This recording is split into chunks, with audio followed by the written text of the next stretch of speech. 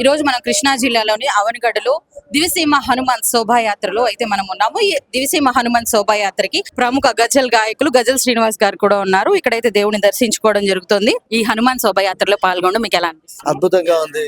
మన దేవుడి గురించి శోభాయాత్ర చేస్తే మనం చెప్పకపోవడం ఏంటి, మనం చేయాలి కదా, చేసేస్తున్నాం అంతే.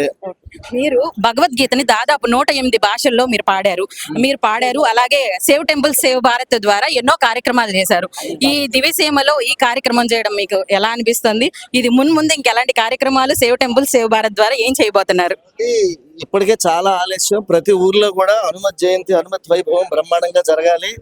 ముఖ్యంగా తెలుగు నేల పైన ప్రతి ఊరికి పొలిమేరల్లో హనుమంతుడి విగ్రహం 40 అడుగులు 30 అడుగుల విగ్రహాలు ఉంటాయి.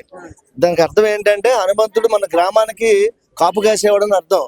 అందుకని హనుమంతుడి కార్యక్రమం చేసుకుంటున్నాం. అలాగే భగవద్గీత గురించి అంటే 108 భాషల్లో చేస్తున్నాను. ఇప్పుడు 40 భాషల్లో పూర్తి అయిపోయింది. కొద్ది రోజుల్లో చాలా పెండింగ్ ఉందన్నమాట. 18 భాషల్లో నరేంద్ర మోదీ గారి చేత దాన్ని విడుదల చేయాలని ప్రయత్నం. సార్, హనుమంతుడి నుంచి మీరు ఏమైనా నేర్చుకున్నారు అంటే అది ఏమని చెప్తారు? శరణాగతి, స్వామి భక్తి, మర్యాద, పురుషోత్తమరాము, దేవుణ్ణి గుండెలో పెట్టుకుని పూజించుకోవడం, గురువుని గాని దైవాన్ని గాని మన ధర్మాన్ని గాని దేశాన్ని గాని ఎలా గుండెలో పెట్టుకుని చూసుకోవాలన్నది హనుమంతుడి దగ్గర నేర్చుకోవాలి.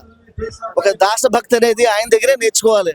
అంత గొప్ప భక్తుడు లేడు, హనుమంతుడి కన్నా గొప్పవాడు. మీరు సేవ్ టెంపుల్ సేవ్ భారత్ నుంచి ఇంకా ఏమేం కార్యక్రమాలు చేస్తున్నారు? ఇక రాబోయే కార్యక్రమాల గురించి అయినా చెప్తారా? ఇప్పుడు యాక్చువల్ గా మేము అతి త్వరలో సాధు సంత్ సమావేశాన్ని ఏర్పాటు చేస్తున్నాం.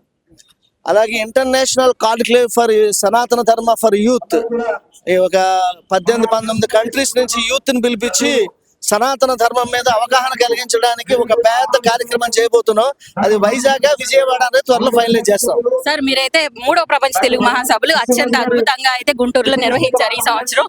అయితే ఈ తెలుగు మహాసభలు వచ్చే సంవత్సరం మార్చెల్స్ లో నిర్వహిస్తారు అని తెలిసింది. అది ఎంతవరకు, అది ఎప్పుడు జరగబోతుంది? అది 9-10 తారీఖుల్లో మార్చెల్స్ లో చేస్తాము, జనవరిలో. ఈ లోపల ఒంగోలులో 5-6 తారీఖుల్లో డిసెంబర్ లో బాలల ప్రపంచ తెలుగు మహాసభలు చేస్తున్నాం. డిసెంబర్ 5-6 తారీఖుల్లో.